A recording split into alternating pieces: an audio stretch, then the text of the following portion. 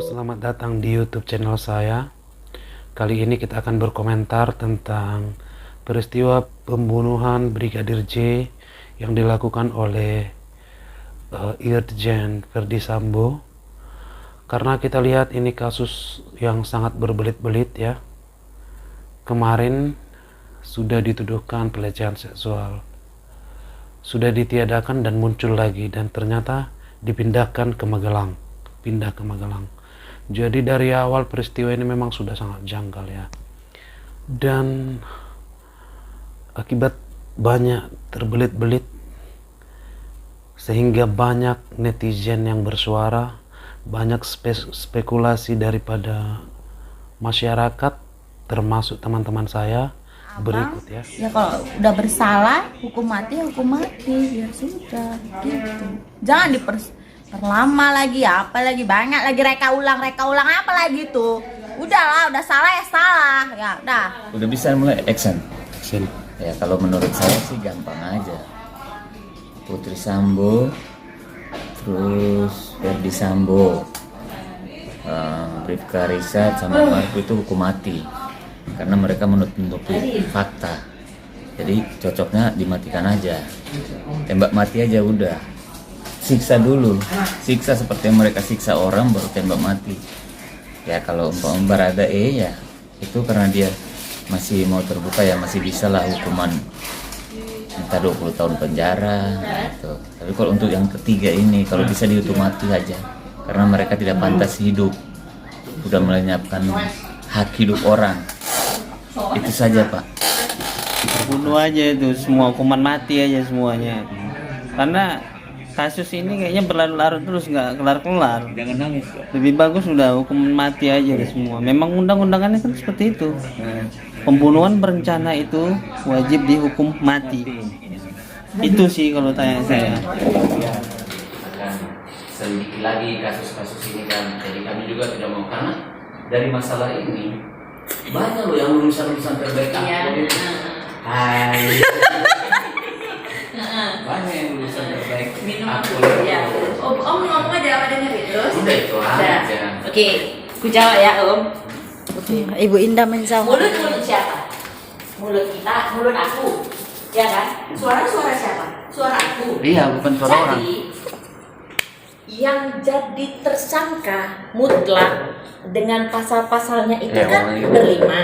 Ya. Sisanya kena kode etik. Masing-masing kalau ditanya kode etik, aku cerita, iya aku tahunya dia kayak gitu. Terus misalnya gitu, ya kita kan nggak tahu di balik layar loh Om, di balik layar. Maksudnya gini, yang kena kode etik di balik layar kalau diproses kan Kalau menurut aku. kalau kode etik kan bilang Kapolri, kalau kode etik semua kena kode etik. Cuman Iya. ada yang macam menghilangkan barang bukti, Iya. terus menghapus itu udah pasti pelanggaran, itu nggak bisa ditolerir. Iya. Makanya Iya. itu beda. Iya, itu makanya kan jangan bilang sampai banyak enggak. Nanti endingnya apa? Enggak sih, aku pokoknya bilang suruh hapus aja. Aku nggak tahu sih. Semua mulut kan aku. Iya enggak. Maksudnya gitu loh. Ini talk show ini. Paham kan? Mulut aku gitu loh. Jadi suka-suka aku bilang kalau ditanya. nanya. Iya kan? Jadi kan suka-suka aku ngomong apa. Jadi ya sumber aku ngomong apa. Ya kalau pencatatannya Jadi aku nggak ngomong makan. itu. Jadi orang kan menilai berdasarkan kesaksian aku. Aku yang ditanya, aku yang mau dihukum. Kalau aku membela diri, mau apa? Kan nggak ada saksi yang memberatkan aku, bersalah. Tapi kan cuma nanya, ya suka-suka aku balik-balikan fakta. Apa buktinya kalau aku salah? Paham kan sampai situ? Terus nggak dipublikan, ya udah, nggak tahu kode etiknya apa. Cuma mungkin kode etiknya di stop sementara, gitu. Maksudku gitu loh. Tapi Udah boleh ini, nanya. yang nggak dipublikasi itu kan yang menyangkut dengan itu nanti harus dipublikasi saat persidangan karena nggak bisa. Nah makanya itu kan belum tahu sidang ini aja kayak gitu, cuman gambar suara nggak ada. Konon lagi sidang yang kode etik nanti yang banyak itu, ya kayaknya nggak akan direkam, kayaknya nggak akan Ya dipublikasi. itulah yang dibilang Bang Gue yang dikomentarin Bang Gue. Itu Kan, yang Bang? bukan sidang etiknya yang ada Jadi setelah kemarin itu. Bang Iya, Gue maksudku ada gitu. komen. Langsung Jadi no kalau akun ke komen iya ya. makanya gitu. Jadi kalau Om bilang nanti akan dipublikasi. Om bilang barusan tadi Om bilang nggak tahu lah ya kan Bel kalau Iya, salah. kan itu Kapolri bilang nanti akan Iya, itu kan katanya. di Heeh. persidangan nanti. Iya persidangan nanti Katanya. akan dikasih. Itu kan katanya. Kenyataannya kata yang terbuka, buktinya nggak terbuka ya kan Pak Du? Nah jadi makanya kalau katanya Yang itu. kemarin sidang terbuka. Iya. Ini sidang etik kemarin ada 2. Iya. Satu sidang etik untuk pemecatan, Iya, itu yang terbuka. Tapi kalau ada yang satu lagi itu nggak terbuka. Di saat itu juga. Nah yang ku maksud pun nanti akan seperti itu juga Om, yang banyak-banyak ini akan dibilangnya itu kayak gitu loh prosesnya. Terus kita kan nggak tahu nama-namanya siapa. Nama-nama apa? Nama Yang terlibat. Iya yang Ada sebanyak di itu. internet. Sidangnya Kan kayak gitu. Terus suara doang gitu. apa kita Gambar tahu? doang.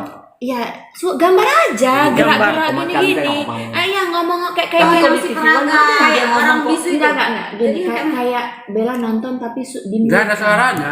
Di mute. mute. Jadi kayak mana? Ya kayak Nggak, gitu. kenapa polisi-polisi apa gitu ya Kayak udah. gini Bella kalau nonton tapi mute. Kita hanya nebak apa sih dibicarakan gitu. Kasihan. Iya kan? kayak gitu ya. Jadi kira maksudku Tapi kalau seperti di itu. TV One kok Terus ada ya kan. suaranya. Sampai dia baca surat permintaan maaf. Nah itu mungkin dibuka suaranya itu. Mungkin suara dia di waktu tertentu. Dia dibuka, dia ambil di record. Dia sidang itu. Ada juga kok yang komjen siapa yang Oh berarti Siapa intinya Ahmad yang merasa Masuknya dia kemarin bersalah terasa. itu dibuka.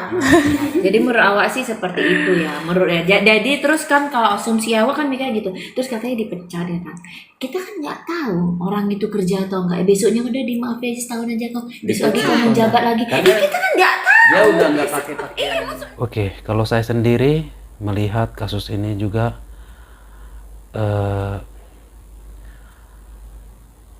hukum harus ditegakkan, harus sama. Jangan karena dia sudah pernah menjabat sehingga berbeda dengan masyarakat lainnya. Dia harus bertanggung jawab dengan apa yang dia lakukannya.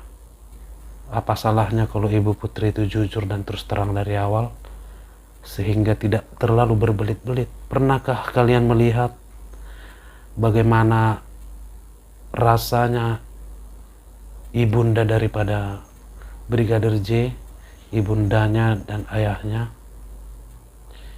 Mereka tentunya sangat terpukul anaknya harus mati ya. Harus mati karena kelakuan Ferdy Sambo yang sudah sangat gegabah dengan jabatannya. Saya melihat Joshua ini sudah jadi, bisa dikatakan jadi martir ya untuk membuat perubahan di kepolisian. Jadi hukum ini harus ditegakkan, harus adil, dia harus bertanggung jawab dengan apa yang dia lakukan. Karena pembunuhan berencana ini hukumannya adalah hukuman mati. Jadi setidaknya Anda udah tahu kapan Anda mati, harusnya bertobat. Tuhan masih memberikan kesempatan untuk bertobat. Jujurlah, terus terang. Terima kasih.